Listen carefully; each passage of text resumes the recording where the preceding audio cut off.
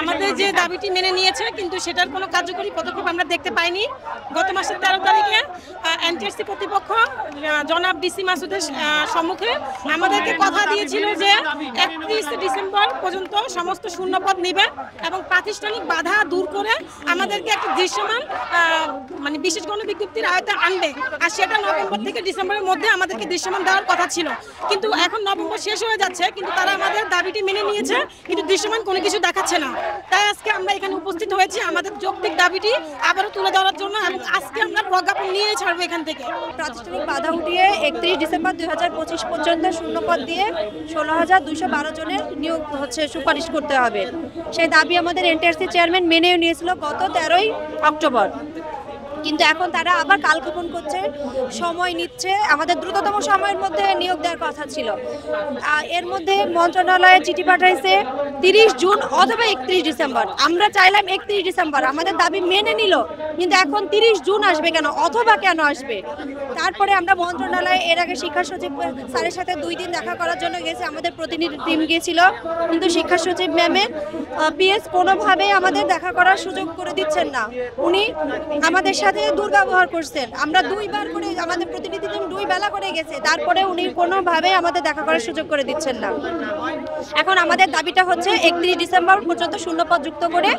আমাদের দাবিটা একটাই ছিল, 31 ডিসেম্বর পর্যন্ত শূন্যপদ দেখিয়ে 16,212 জনের সুপারিশ করা। কিন্তু এর মধ্যে অথবা কেন আসবে? আমরা তো অথবা চাইনি। আমরা তাই এই কালক্ষেপণ, এই দুর্নীতির বিরুদ্ধে রুখে দাঁড়ানোর জন্য আজকে আমরা এখানে এসেছি, এবং আমাদের দাবি পূরণ না হওয়া পর্যন্ত আমরা রাজপথ ছাড়বো না। 16,213 জনকে সার্টিফিকেট দেওয়ার পরেও আমাদেরকে সুপারিশ করা হয়নি। এখানে 18 লক্ষ আমরা প্রিলিমিনারি পরীক্ষা দিয়েছি, তার মধ্যে থেকে আমরা পাশ করেছিলাম 4 লক্ষ। 4 লক্ষের মধ্যে আমরা রিটেন পরীক্ষা দিয়ে আমরা 83,000 পাশ করেছিলাম। তার মধ্যে থেকে আমরা ভাইবা দেওয়ার পরে 60,000 আমরা চূড়ান্তভাবে পাশ করি। সেই 60,000 গণবিজ্ঞপ্তি আবেদন করার পরে আমাদেরকে মাত্র 41,000কে নিয়োগ দিয়েছে, এবং আমাদেরকে 16,213 জনকে বঞ্চিত করেছে। এবং আমাদের এই আন্দোলনের প্রেক্ষিতে আমাদের এনটিআরসি আমাদের দাবি মেনে নিয়েছিল।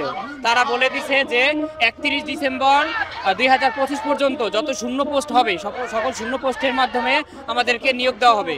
তারপরে তারা গড়িমসি করে মন্ত্রণালয়ে তারা একটা দাবি পাঠিয়েছে যে এখানে জুন অথবা 31 ডিসেম্বর পর্যন্ত যে কোনো একটা মন্ত্রণালয় যাতে অ্যাকসেপ্ট করে। মন্ত্রণালয়ে এখনও আমাদের সেই দাবিটা আপনাদের আছে। এখন মন্ত্রণালয় যদি 31 জুন পর্যন্ত আমাদেরকে বলে যে 31 জুন পর্যন্ত শূন্য পোস্ট দেয়, তাহলে আমাদের সকলের নিয়োগ হবে না। তাহলে আমরা 16,213 জনের মধ্যে প্রায় 4 ভাগের 3 ভাগেই বঞ্চিতই হবে। তাহলে আমাদের এত আন্দোলন, আমাদের এই যে পরিশ্রম, আমাদের 3 বছর নষ্ট হলো, এই 3 বছরের দায় কে নিবে?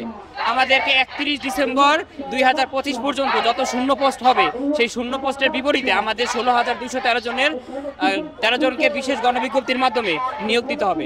এই জন্যই কিন্তু তারই প্রতিবাদ হিসেবে আমরা আজকে এখানে শাহবাগে আবার সমবেত হয়েছি। আমরা চাই আমাদের দাবি দ্রুত বাস্তবায়ন।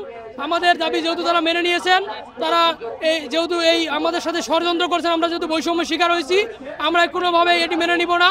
আমাদের দাবি আদায় না হওয়া পর্যন্ত আমরা আমাদের লড়াই চালিয়ে যাব।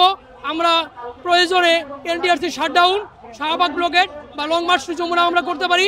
আমরা সাধারণ চাকরি প্রত্যাশী, আমরা কোনো রাজনৈতিক দলের এজেন্ডা বাস্তবায়ন করতে আসি নাই। আমাদের দাবি হচ্ছে চাকরি পাওয়া। আমাদের চাকরির নিশ্চয়তা দিলে আমরা এখান থেকে সুন্দরভাবে 5 মিনিটের ব্যবধানে এখান থেকে চলে যাব।